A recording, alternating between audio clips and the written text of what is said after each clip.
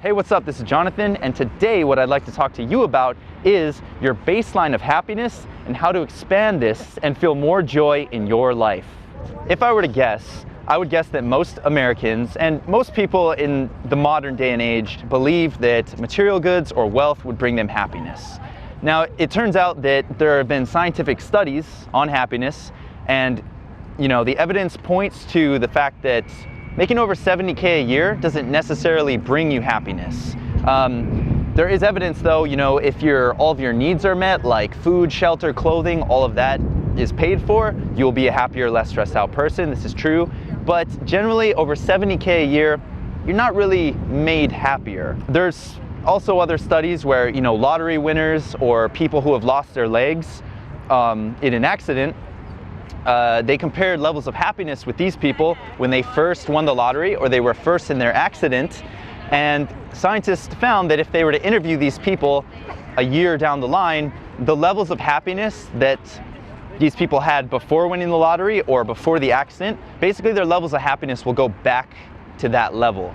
So scientists call this the happiness baseline. Everybody kind of has this. And so it doesn't really matter how successful you are, you will always go down to your happiness baseline. That's the bad news. The good news is you can actually expand this.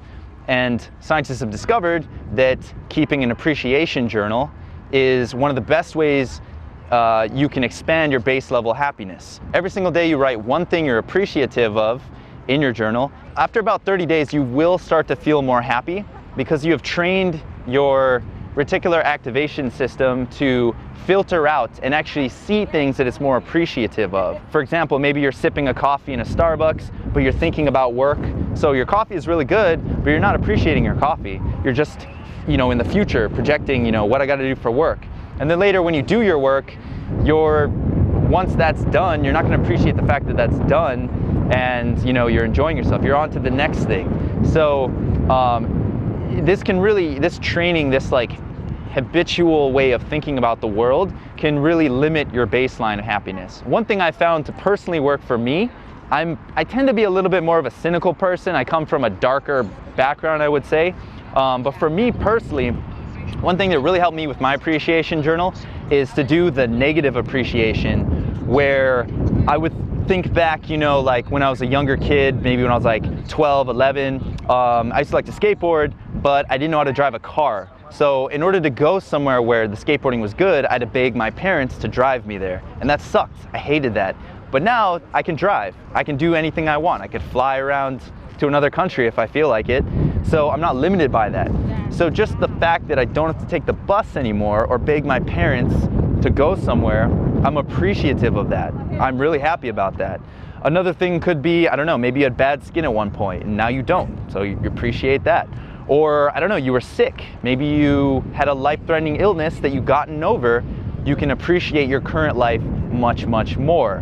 Have you ever had a bad dream where you're about to get killed and then you wake up and you're like, oh my God, thank God, that was just a dream. That was so terrifying. Another way to kind of, cultivate some appreciation is to think outside of your own personal world. Think about other people, put yourself in their shoes. What are they going through? What hardships are they facing that you may not have to deal with?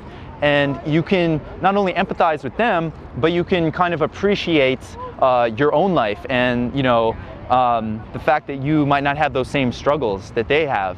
Or you can be happy the fact that if they had worse struggles than you and they came out on top or came out doing really well, that's a positive reference that you can look up to and be, appreciative that you found this positive reference that can, inspire you to do better in your life. If you live in the United States or, Europe or some other, first world country, you have a toilet. I mean, we basically are in fresh water that a lot of people around the world don't have. They don't have access to clean drinking water. They don't have access to a lot of things that we do. We're actually very, very spoiled. So don't get sad about it or beat yourself up about it. What I'm trying to say is the fact that we have these things is just another reason to be happy. So if you learn how to notice these things and to really take it in and appreciate them, you will just in general feel happy. And if you're skeptical, by all means, please try it. Try this for 30 days and see how you feel. After you do this, please leave your comments below and let me know what your experience was with the appreciation journal. Anyway, with that, thank you very much for watching. Good luck and have a really good day. Thank you. Peace.